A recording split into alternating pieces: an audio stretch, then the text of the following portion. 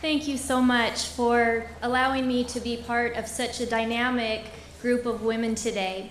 And just so you know, I realize we do have some non-golfers with us, and what I'm going to talk about today and the experiences that I'm going to share are not golf specific. They are universal. It just so happens that my experiences in business happened in the golf business. And I feel very fortunate because I'm so passionate about the game of golf. And so to be able to put that into my career and my career path and to be able to work in that industry, I feel very fortunate about that. And as I was approaching the end of my college career, I was about to graduate, I knew I wanted to be involved in the golf industry, but I didn't have a path set for myself. I knew that it was golf I wanted to I was interested in, but I didn't know exactly what I wanted to do. I did know that I probably needed to go work at a golf course and get my PGA membership. I knew I didn't want to work at the golf course the rest of my life, but this was a good start. And that's what I did. I graduated and I wanted to get my PGA membership, which stands for Professional Golfers Association, instead of my LPGA membership. Not that there's anything wrong with the LPGA, but I knew that if I was going to be working in a male-dominated industry, I wanted my credentials to be the exact same as my male counterparts. That was important to me. And again, the LPGA is very credible. I wanted my credentials to be the same, and that was my own personal opinion, my decision. So when I went to work at the golf course, I was warned. You know, you're working in a male-dominated industry, be prepared. You just come from college where everybody loves everybody and you're all working for the same goal, and that's just to graduate. There's no competition. So I was very underprepared for the real world and what you encounter, the competitiveness. And again, I was warned, you know, you're going to be in a male-dominated industry and, you know, you have to be prepared for this. And I was, and I went in and I was just going to do the best job I could. What I didn't realize was the one issue, and it happened to be the first and the best lesson I ever learned in business, but the one issue was not with a man or being treated unequally, it was with a woman. And I walked in on the first day, I'm 22 years old, and I see another woman in the golf shop, and I thought, great, there's another woman. I was so excited. And from the minute I met her, she did not like me. It was very difficult for me. It was, in my perspective, there was some contempt there. And so I thought, you know, what did I do? And so I spent the next 3 months trying to win over this woman's approval. And I was trying to figure out what I did. I would ask her, have I done something to offend you? Can I do something better? And I might get a grunt or a no, and I was racking my brain. So 3 months into it, it came to me, chocolate chip cookies. Who doesn't like someone who bakes you chocolate chip cookies? So I went home and I baked her a double batch with extra nuts. And I came in the next day, I was so excited to give her these cookies. And I put them on a nice plate and I said, these are just for you. They're not to share, they're just for you. And she tossed them on her desk in her office and closed the door. And just then my boss said, Tina, in my office, now. I thought, oh my gosh, what am I doing wrong here? I'm so out of my element. And he sat me down and he said, I cannot watch you one more day be nice to this girl. You need to stop. You need to talk back to her, you need to stick up for yourself, and you need to not try to win her approval. You will never do it. And I said, but what did I do? He said, you didn't do anything. It's about her. She's an unhappy person, she has her own issues, and you threatened her.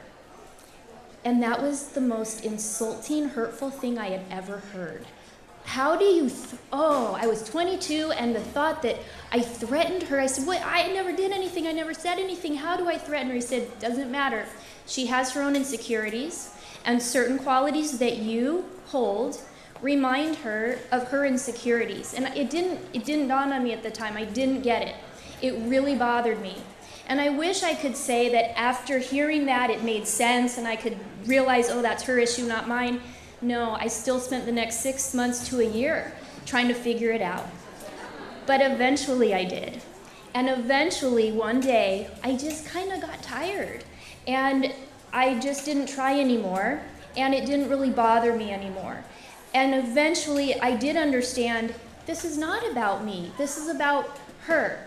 And after observing some more of her behavior and kind of getting to know her a little bit better, it really did come clear to me. I really did get it. And the minute that lifted, the minute that responsibility of trying to gain this person's approval was no longer part of my everyday, life got so much easier. And so did my work got better. My experience in the workplace got better. Our relationship didn't get better, but I didn't care anymore.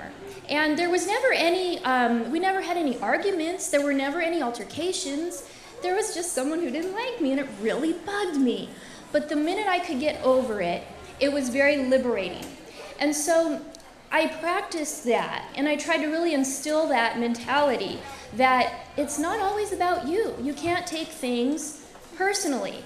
Don't let yourself get sucked into somebody else's story. Everyone has their own story. And she had her own. And I was really able to put that into practice one day. It was at the golf shop, and I had just gotten my PGA membership, so I was official now. And I was very excited. And I was just promoted to the first assistant golf professional, and I took that very seriously. So I was working one day. It was later in the afternoon, early evening, we were closing. And one of our cart guys wanted to use the phone. And if any of you have heard this story, I don't mean to be redundant, but it's one of my favorites. So he came in and he said, you know, may I use the phone? I want to call my girlfriend. Fine. He's sitting at the desk talking. And a group of men come in. They come off the golf course, and they had a bet going on out there. And the bet came down to this one hole that they had a rules question, and they were not sure what the ruling was. So one of the men came into the golf shop, and I said, may I help you? And he points to the cart guy, and he says, I'll wait for the pro, thanks. So I said, okay, and I started finishing my closing duties. And the cart guy was on the phone 10 minutes, but when you're waiting to ask someone a question and you're just standing there, 10 minutes is a long time. So I was doing my work, and when he got done, he got off the phone, and he started to go back outside to do his work, and the man said, wait a minute, I have a rules question for you. And he pointed to me, he goes, oh, I just work in carts, you have to ask the pro, and pointed to me. And without skipping a beat, the man came over to me, he asked me his question, I told him the answer, I showed him in the rule book where to find the answer, how to look up future questions, and I said, this rule book is on me, go ahead, put it in your bag, and it's yours. And he thanked me and he left.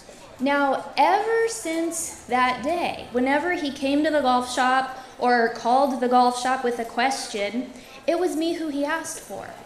And I think we established a really good respect for each other.